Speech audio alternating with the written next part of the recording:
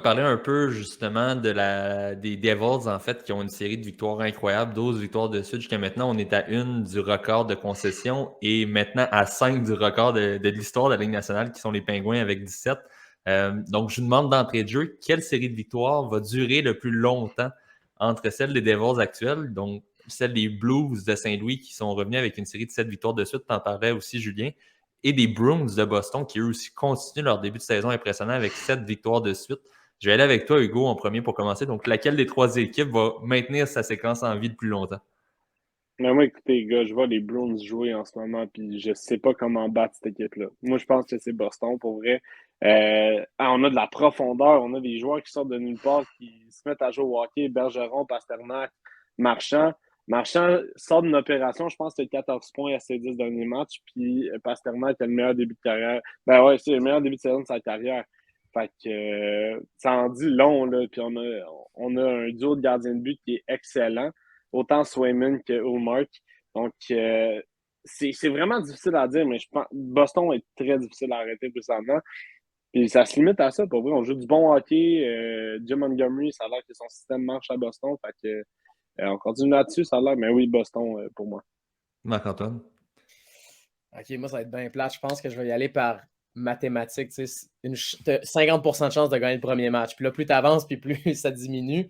Je vois mal les Devils. Fait que par élimination, je me dis, écoute, c'est toute une équipe de hockey. Je suis pas en train de réduire. On parle de trois équipes qui, selon moi, vont faire les séries, puis seraient supposés avoir une bonne run. Fait que, ensuite, je me dis, Saint-Louis, c'est sûr qu'eux autres, ils veulent pas retourner où ils ont été. Ils veulent construire sur ce sur quoi ils ont été capables de faire pendant 7 matchs. Ah, voilà. Bruins, ça se joue entre des Bruins et Saint-Louis, mais je pense que je vais dire Saint-Louis juste parce que c'est une ambiance tellement toxique quand on perd des matchs. Il n'y a rien que tu peux construire quand tu perds. C'est impossible si tu as 82 défaites dans une année de construire quoi que ce soit. Donc, je sais pas. Ouais, j'ai l'impression Saint-Louis. J'ai un feeling que Saint-Louis, qui est une équipe que j'affectionne particulièrement en plus. Là, fait que, ouais, je vais y aller avec Saint-Louis. Julien? On joue avec les Devils. Tu penses que ça va se poursuivre encore longtemps dans leur cas? Ben, quelques matchs dans le fond, parce que là, ils sont en avance, là, mais ouais, je pense qu'il y a quelques matchs encore. Ils sont allés chercher des pièces super importantes. C'est ça, au niveau du leadership et de l'expérience. Là, ils ont vraiment le coup qu'il fallait. Puis, tu sais, quand tu as une recette qui marche, puis que ta recette-là, c'est grâce au système de jeu, puis que tu gagnes à chaque fois que tu utilises ça, puis qu'il y a toujours le même résultat en faisant tout le temps la même affaire, tu n'as pas le goût de faire d'autres choses. Donc, je pense que ça va durer encore un moment, jusqu'à temps qu'il y ait peut-être des blessures ou des changements d'alignement à cause de ça. Là, puis que là, ça va comme un peu tout débalancer. Puis qu'il va peut-être. Mais moi, si tout le monde est en santé, ça va continuer. De mon côté, je vais y aller avec les Blues comme Marc-Antoine pour la simple raison, je triche un peu parce que moi j'ai l'avantage de connaître les sujets avant l'émission, mais je regarde un peu leur calendrier, puis les Bruins de Boston, on a quand même les Panthers qui restent un rival de division, les Hurricanes, le Lightning, l'Avalanche dans les 4 prochains matchs, donc ça sera pas facile. Mais s'il y a une équipe qui est capable d'avoir 4 victoires en 4 matchs contre ces équipes-là, c'est probablement les Bruins en ce moment. Comme tu le dis, Hugo, sont vraiment impressionnants depuis le début de la saison. Mais sinon, une autre équipe, donc, dans leur cas, leur séquence de victoire, c'est terminé, mais que je souhaitais quand même qu'on parle un peu. Puis les gars, vous allez être bien placés pour en parler. Les Predators de Nashville qui ont connu une belle séquence présentement. Puis on en parlait en début de saison, c'était un peu décevant. On avait fait des acquisitions, mais ça ne semblait pas se concrétiser en victoire. Puis comme on disait un peu plus tôt, ben, ça a pris un petit peu de temps. On dirait que l'équipe s'est formée une identité. Puis là, ça va bien de ce côté-là, là, Hugo. Ouais, exactement. En fait, les joueurs qui sont censés produire en ce moment sont en train de reprendre la balle au bon un peu. Saros est un peu meilleur dans les buts. Forsberg, Duchesne, ça se passe bien là, au niveau offensif.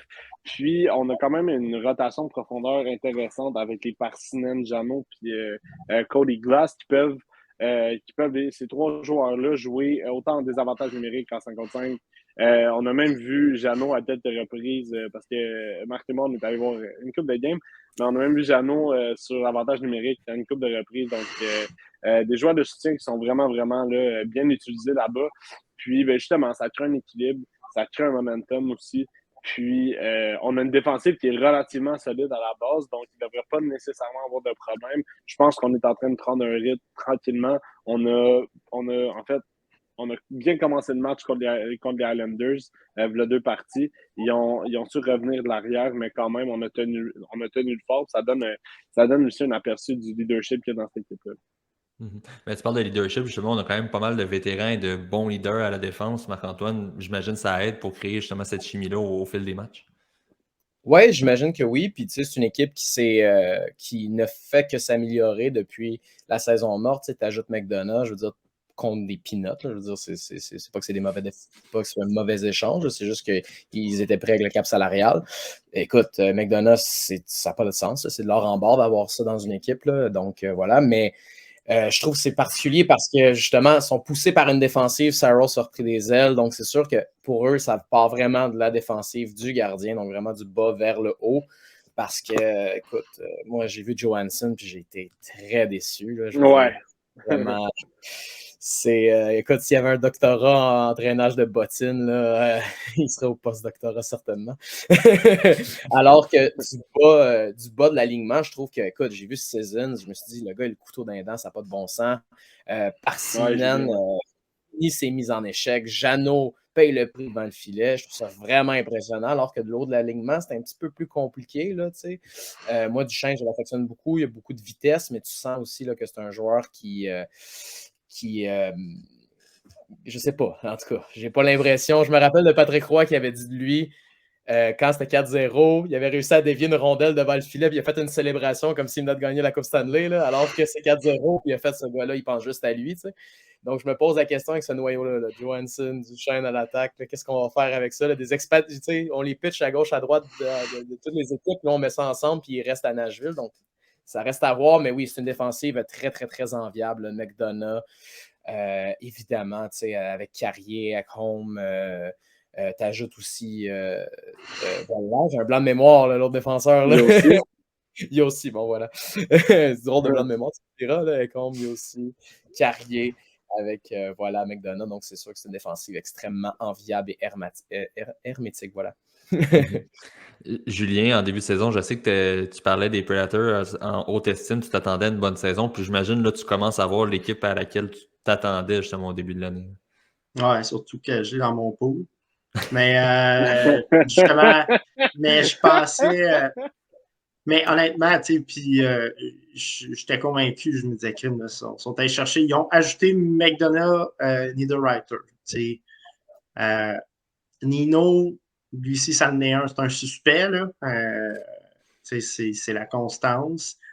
Comme tu disais, Marc, Johansson, Duchesne, c'est pas facile. Ils sont pognés avec ceux qui ont essayé d'en trancher un ou les deux cet été. Ça n'a pas marché. Fait qu'ils sont obligés de faire avec. Puis les autres équipes ne veulent pas à cause de leur salaire. Puis du rêve aussi, c'est des simuli-cancers, mais je pense qu'il y a en même temps tellement de bon leadership que ça compense. Mais je sens que c'est fragile. Une coupe de tape en arrière de la tête qui se perd là, dans le cas de Johansson. Là. Puis, moi, être un coéquipier de Johansson, puis le voir aller, là, un gars comme McDonough, comme Yossi, comme Seasons aussi, Jeannot, qui ont tant pédale au fond, là, c'est tannant. Puis il y a quand même un certain temps de glace. Puis, donc, c'est ça, on est un peu pogné avec, là, si on veut, mais c'est ça. Mais je ne suis pas surpris qu'il soit bon à cause justement du génie de leur gardien de but pour leur défensive. Moi, c'est vraiment là, je me disais, cette équipe-là, le monde va avoir besoin à compter contre eux. Même s'ils font juste 2-3 buts, je pense que c'est dans la poche. Donc là, si ça commence à se structurer justement défensivement avec un Saros qui reproduit un peu ce qu'il a fait l'année passée, je pense que cette équipe-là va faire les séries sans problème.